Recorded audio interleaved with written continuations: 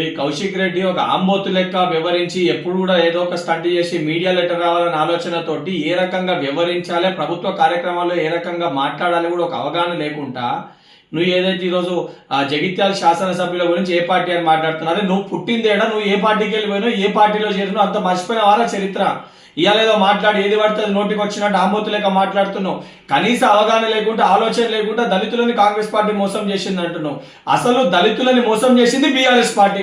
దళితుని ముఖ్యమంత్రి చేస్తా అని చెప్పి, దళితులకి 3 ఎకరాల భూమి ఇస్తా అని చెప్పి, దళితులను ఆగం చేసి ఎస్సీ కార్పొరేషన్ ఫండ్స్ చేయకుండా పూర్తి స్థాయిలో దళితుల్ని మోసం చేసిన ఒక పార్టీ బీఆర్ఎస్ పార్టీ. బీఆర్ఎస్ కే ఘనత దక్కుతుంది.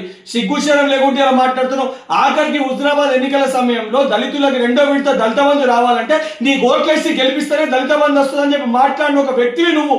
సిగ్గుశరం లేకుంటే ఇలా మాట్లాడుతున్నావు. ఇప్పటికైనా నోరు అదుపులో పెట్టుకో కౌశిక్ రెడ్డి. ఒక ఎమ్మెల్యే లెక్క ప్రవర్తించు. ఒక వీధి రౌడీ లెక్క, గూండా లెక్క, అచ్చొచ్చిన ఆంబోతు లెక్క ప్రవర్తిస్తే రేపు పొద్దున నిన్ను కూడా ఇదే పరిస్థితి, రోడ్ల పైన గుడ్డలు ఒడిసి కొట్టే పరిస్థితి వస్తుంది.